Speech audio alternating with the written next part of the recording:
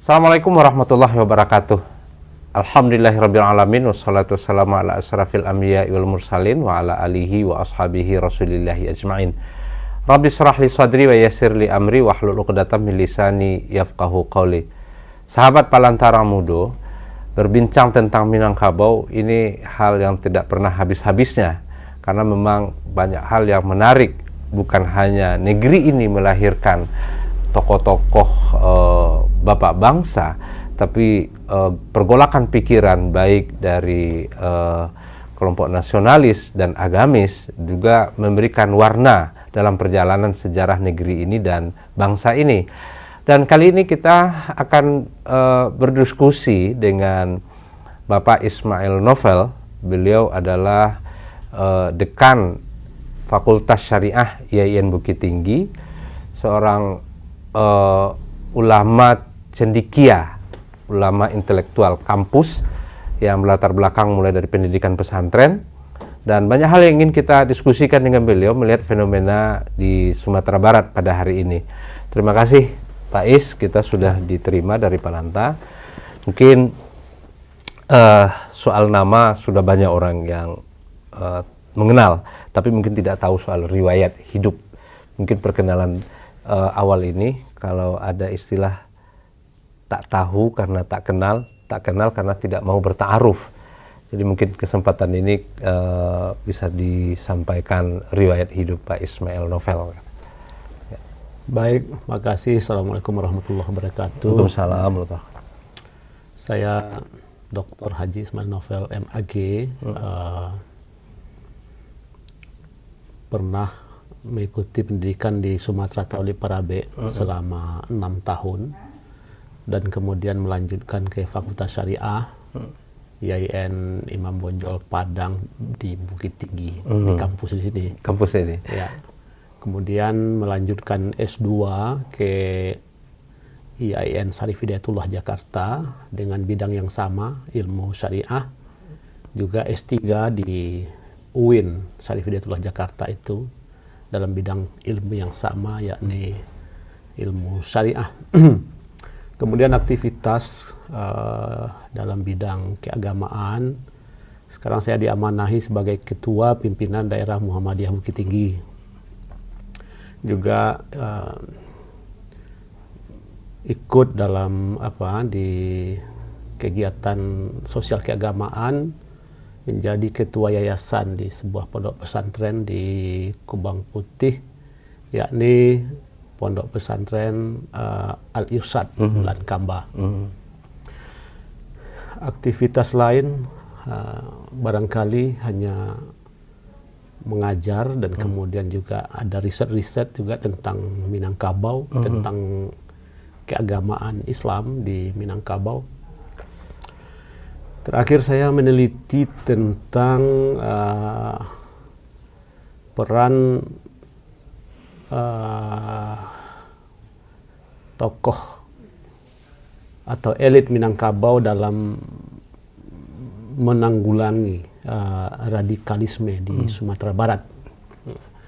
Jadi itu penelitian saya. Kemudian saya juga sedang melakukan penelitian tentang al-adah muhakkamah. Artinya bagaimana adat-adat ini kemudian menjadi bahagian dari hukum Islam.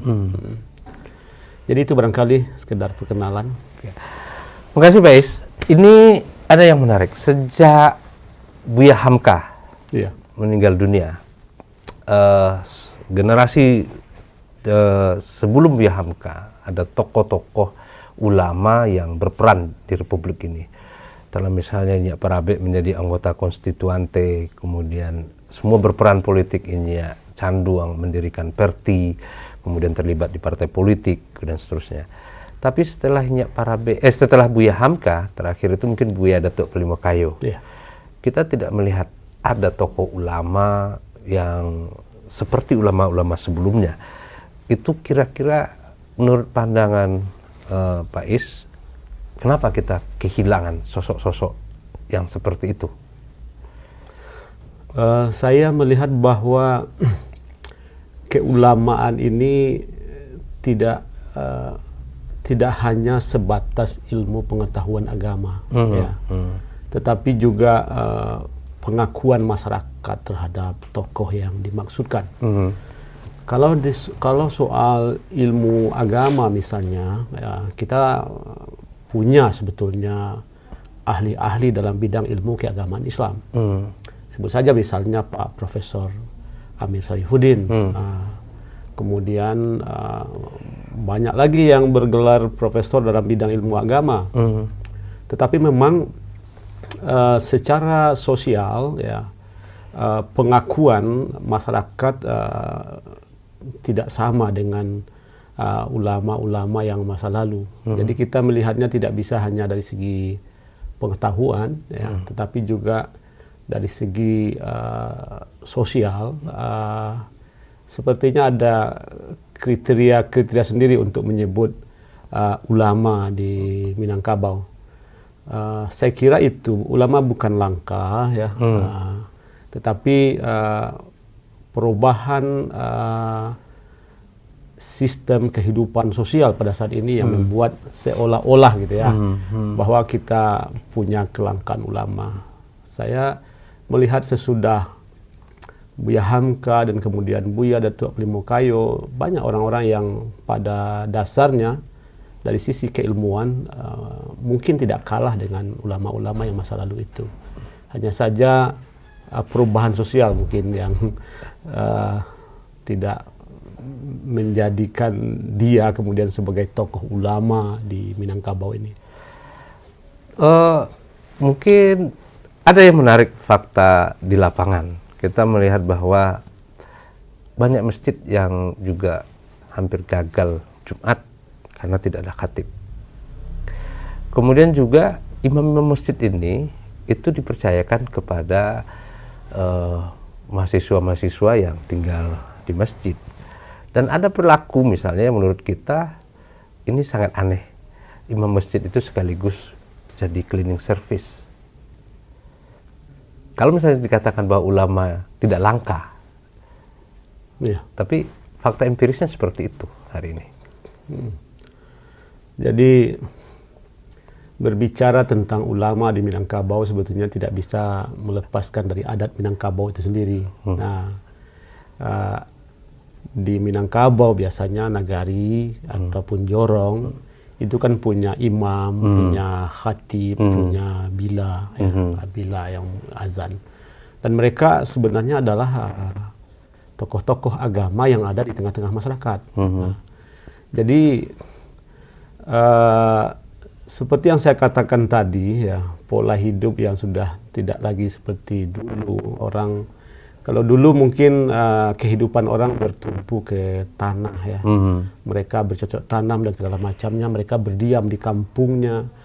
Sekarang orang-orang yang memiliki kemampuan dalam bidang keagamaan, sebutlah untuk jadi khatib, untuk jadi imam, mereka merantau karena kehidupannya tidak lagi seperti dulu. Nah, jadi kalau dulu orang rata-rata kan tinggal di kampung, ya. Dan kemudian posisi itu mendapat apresiasi. Ya, khatib dan imam ataupun bila itu, ya, itu kan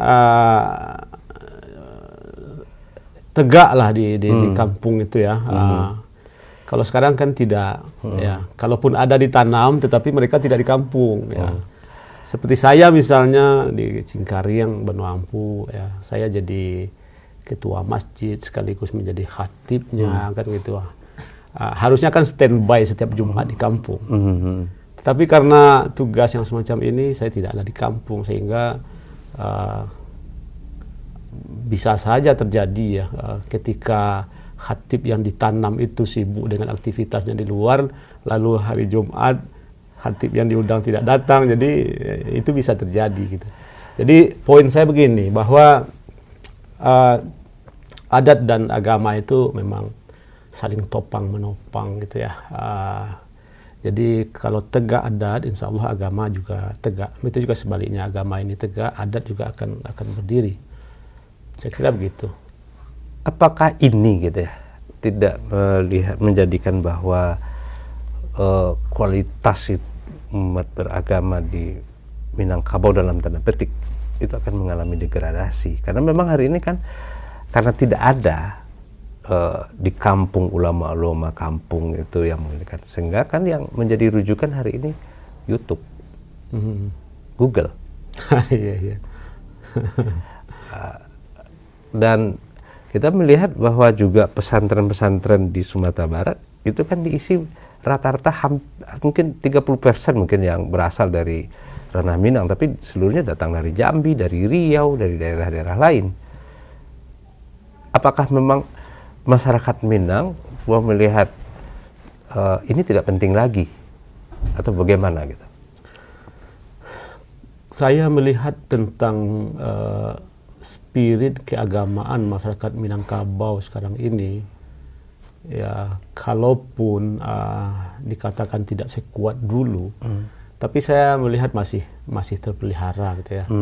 Anak-anak Minangkabau masih banyak yang punya perhatian terhadap ilmu agama ini. Dan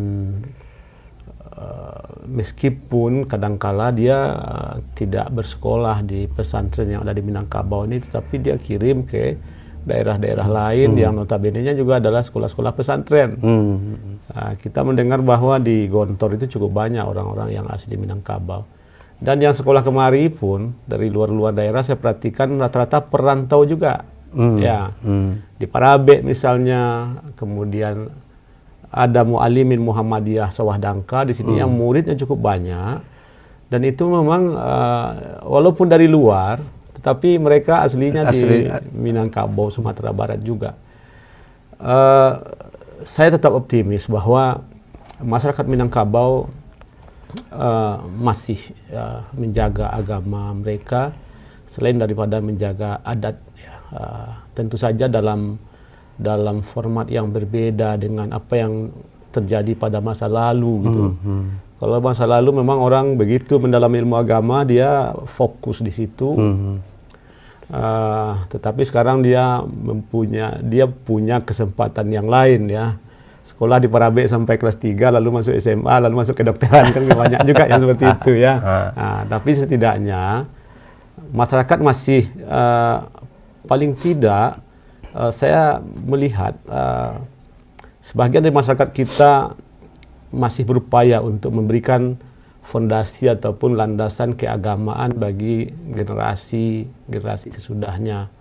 Seperti yang tadi itu misalnya, kami untuk tingkat SMP ini harus sekolah agama anak kami gitu. Nanti SMA dan segala macamnya terserah kan gitu. Ada juga yang menarik gitu, soal dulu Sumatera Barat punya ulama perempuan, sebelah Rahmah El Yunusiah, Umi Samsiah Abbas. Iya. Tapi hari ini kita tidak melihat. Menurut analisa Faiz, kenapa itu bisa tidak ada? Kalau ada gitu, tapi tidak muncul ke publik yang mengambil peran besar di dalam ini. Kita tidak lihat lagi orang-orang seperti itu. Iya ya.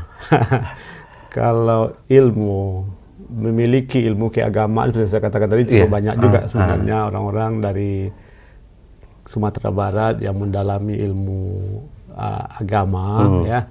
Sekolah di Parabe, kemudian kuliah di IAIN, mengambil jurusan-jurusan keagamaan, ya, kemudian menjadi doktor dan menjadi profesor. Tetapi kita memang tidak melihat kiprahnya sebesar kiprah yang dilakukan oleh ulama perempuan tempo dulu yang seperti Rahmah El Yunusiah yang mampu mendirikan sebuah sekolah. Kemudian siapa yang di Kota Gadang?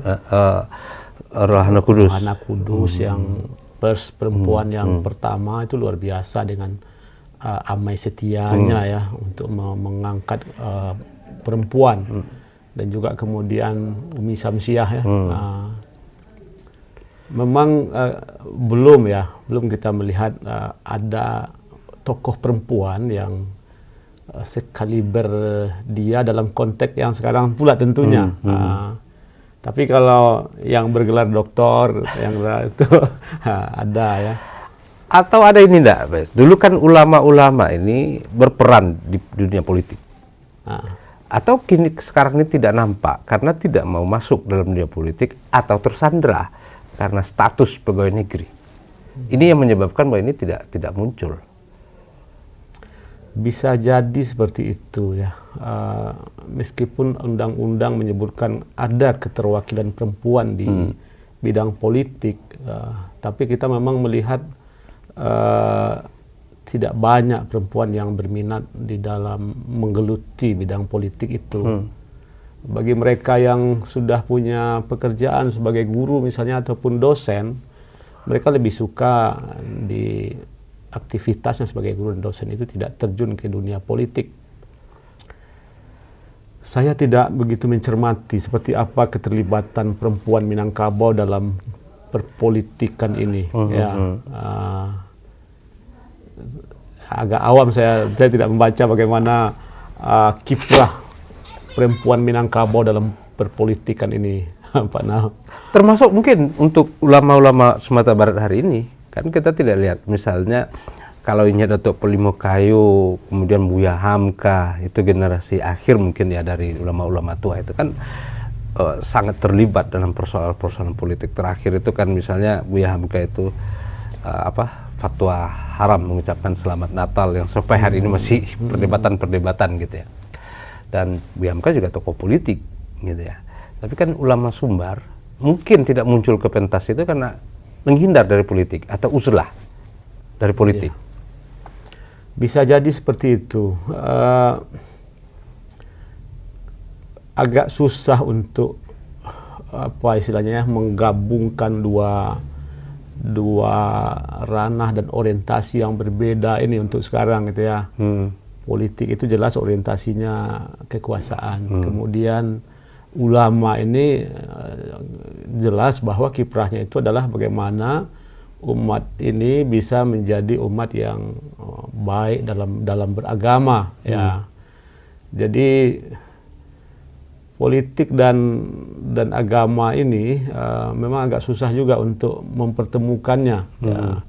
Walaupun ada sebahagian yang ingin masuk ke partai politik untuk memperjuangkan bagaimana agama ini tegak berjalan dengan baik.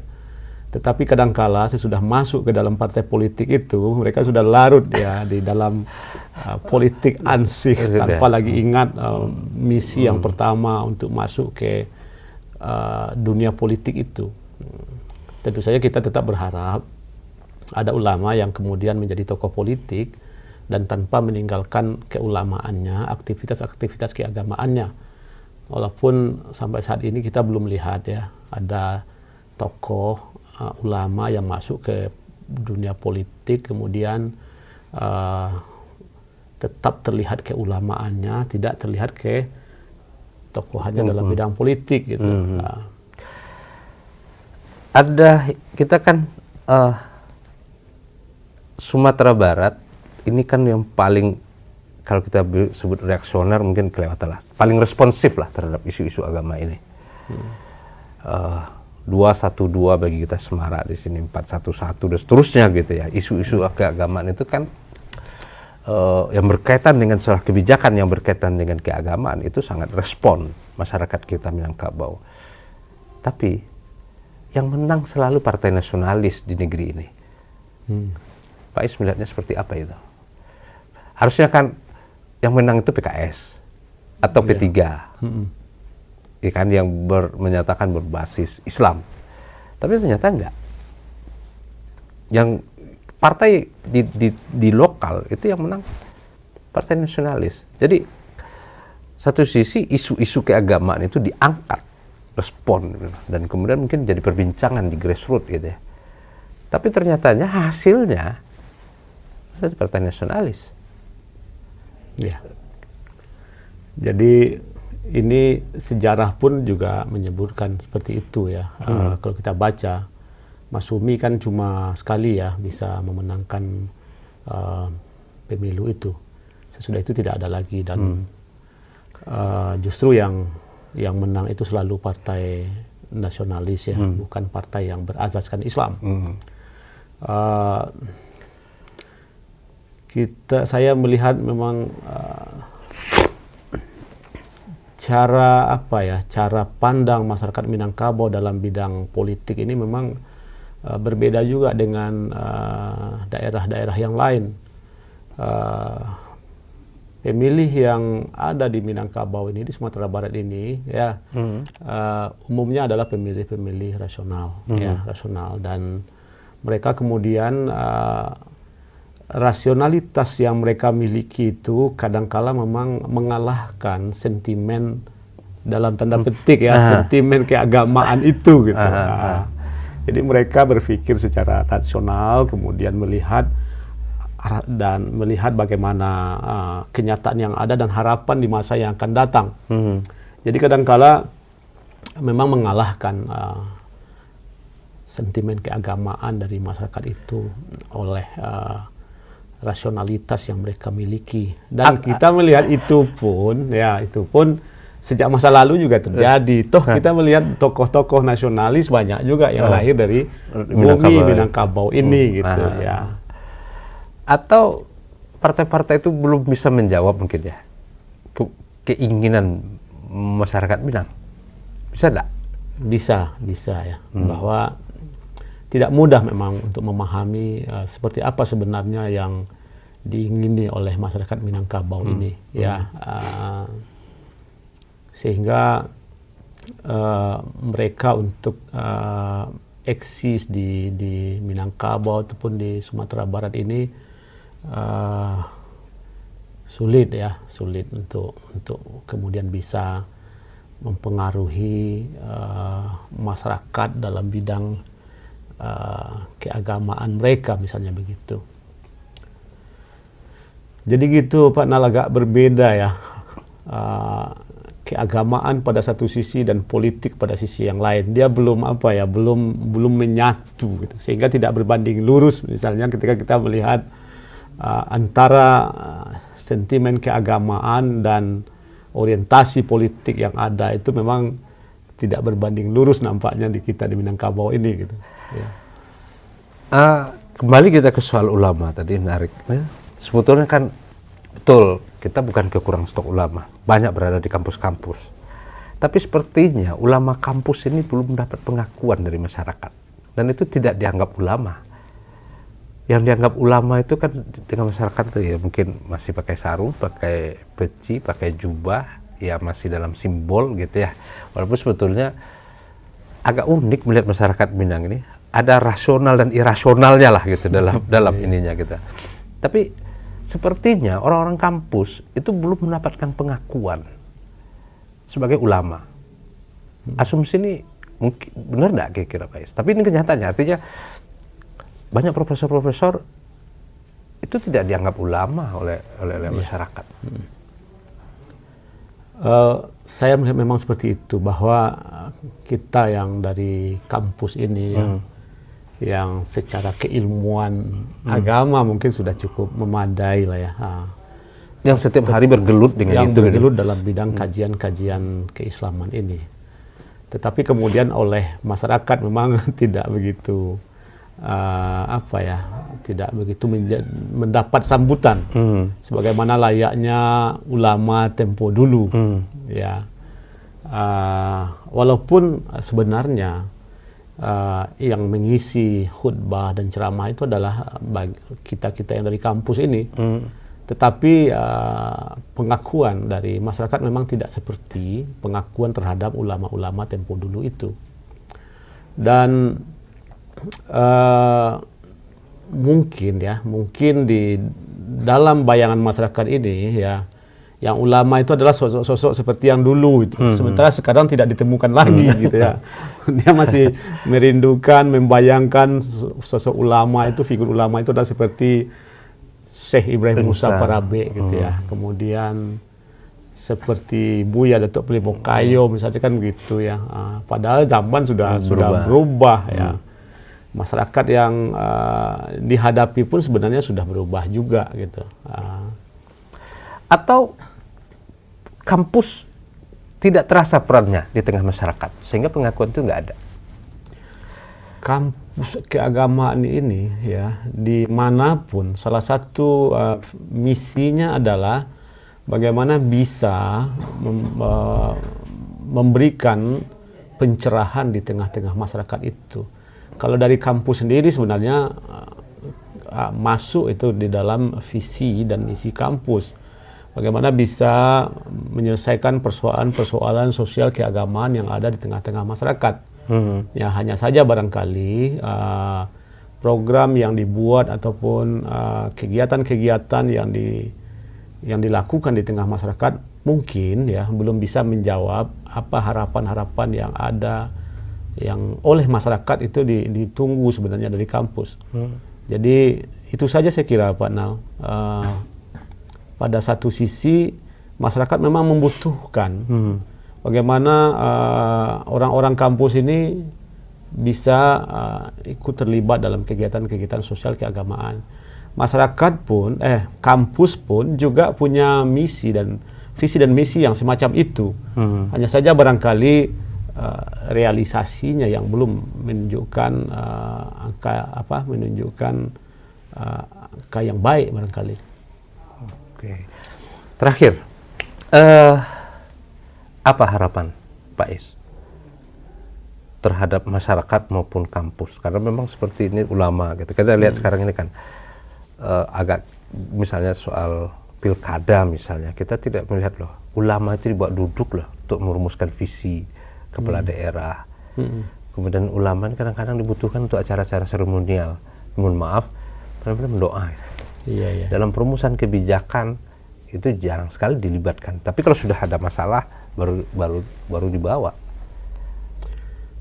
Saya melihat bahwa Minangkabau yang ideal itu atau Sumatera Barat yang ideal itu adalah ketika adat dan agama ini bisa berjalan secara sinergi ya, sinergi.